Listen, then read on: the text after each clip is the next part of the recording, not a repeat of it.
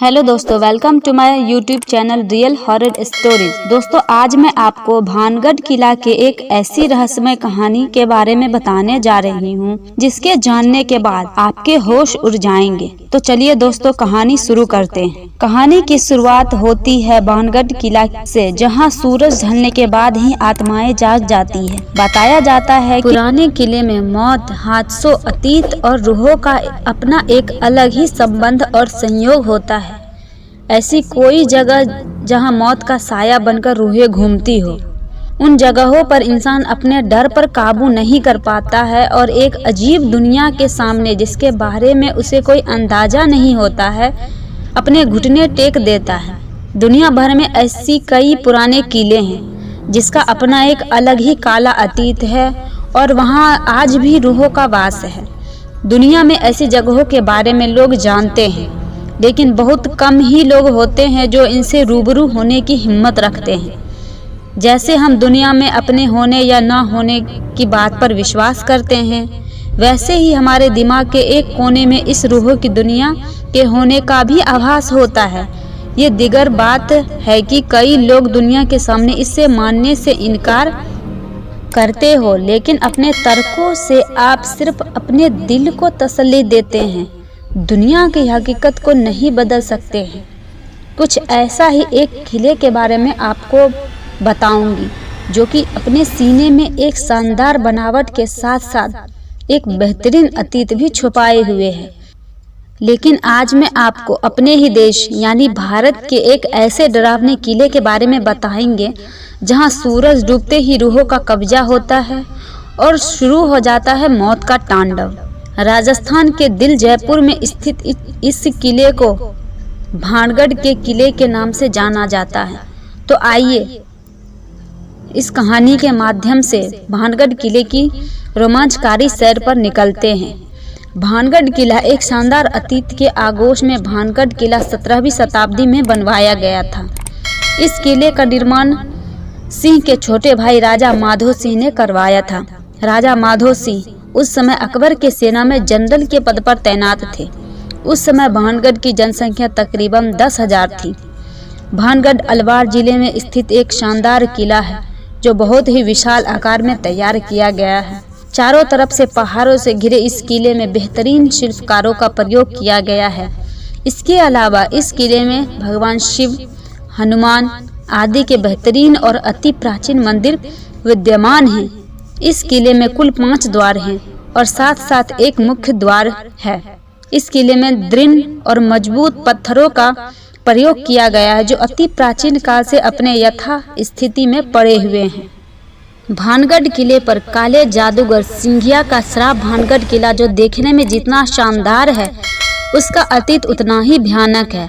आपको बता दे कि भानगढ़ किले के बारे में प्रसिद्ध एक कहानी के अनुसार भानगढ़ की राजकुमारी रत्नावती, जो कि नाम के ही अनुरूप बेहद खूबसूरत थी, उस समय उनके रूप की चर्चा पूरे राज्य में थी और साथ देश कोने कोने के राजकुमार उनके विवाह करने के इच्छुक थे।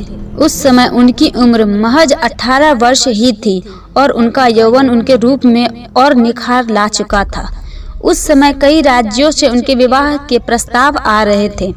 उसी दौरान वो एक बार किले से अपनी सखियों के साथ बाजार में निकली थी। राजकुमारी रत्नावती एक इत्र की दुकान पर पहुंची और वो इत्रों को हाथों में लेकर उनकी खुशबू ले रही थी।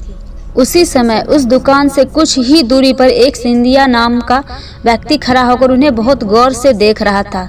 सिंधिया उसी राज्य में रहता था और काले जादू का महारथी था। ऐसा बताया जाता है कि वो राजकुमारी के रूप का दीवाना था और उनसे अथाह प्रेम करता था। वो किसी भी तरह राजकुमारी को हासिल करना चाहता था, इसलिए उसने उस दुकान के पास आकर एक इत्र की बोतल, जिसे रानी पसंद कर रही थी, उसने उस बोतल पर काला जादू कर दिया जो राजकुमारी के वशीकरण के लिए था। और फिर राजकुमारी रत्नावती ने उस इत्र को बोतल को उठाया, लेकिन उसे वही पास के एक पत्थर पर पटक दिया। पत्थर पर पटकते ही वो बोतल टूट गया और सारा इत्र उस पत्थर पर बिखर गया। इसके बाद से ही वो पत्थर फिसलते हुए उस तांत्रिक सिंघिया के पीछे चल पड़ा और तांत्रिक को कुचल दिया, जिससे उसकी मौत वहीं पे हो गई। मरने से पहले तांत्रिक ने श्राप दिया कि इस किले में रहने वाले सभी लोग जल्द ही मर जाएंगे और वो दोबारा जन्म नहीं ले सकेंगे और ताउम्र उनकी आत्माएं इस किले में भटकती रहेंगी। उस तांत्रिक के मौत के कुछ दिनों के बाद ही भानगढ़ और अजबगढ़ के बीच युद्ध हुआ, जिसमें किले में रहने वाले सारे लोग मारे गए। यहाँ तक कि राजकुमारी रत्नावती भी उस सांप से नहीं बच सकी और उनकी भी मौत हो गई। एक ही दिन में एक साथ इतने बड़े कत्ले आम के बाद वहाँ मौत की चीखें गूंज गई और आज भी उस किले में उनकी रूहें घूमती है। किले में सूर्यास्त के बाद प्रवेश निषेध। फिलहाल इस किले की देखरेख भारत सरकार द्वारा की जा रही है। किले के चारों तरफ आर्कियोलॉजिकल सर्वे ऑफ इंडिया की टीम मौजूद रहती है। ASI ने सख्त हिदायत दे रखा है कि सूर्यास्त के बाद इस इलाके किसी भी व्यक्ति के रुकने के लिए मनाही है। इस किले में जो भी सूर्यास्त के बाद गया वो कभी भी वापस नहीं आया है। कई बार लोगों को रूहों ने परेशान किया है, कुछ लोगों को अपने जान से हाथ धोना पड़ा है। किले में रूहों का कब्जा। इस किले में कत्ले आम किए गए लोगों की रूहें आज भी भटकती हैं। कई बार इस समस्या से रूबरू हुआ गया है।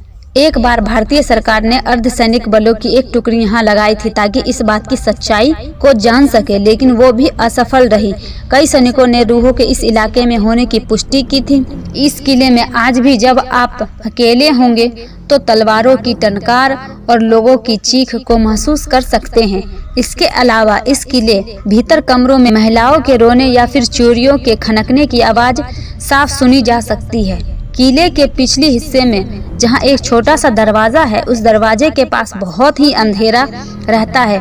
कई बार वहां किसी के बात करने या एक विशेष प्रकार के गंध को महसूस किया गया है। वहीं किले के शाम के वक्त बहुत ही सन्नाटा रहता है और अचानक ही किसी के चीखने की भयानक आवाज इस किले में गूंजती रहती है। तो दोस्तों, आपको ये हमारी कहानी कैसी लगी कमेंट बॉक्स में जरूर बताएं। अगली हॉरर स्टोरी के लिए आप हमारे इस चैनल को सब्सक्राइब करें और हमारे इस वीडियो को लाइक करें।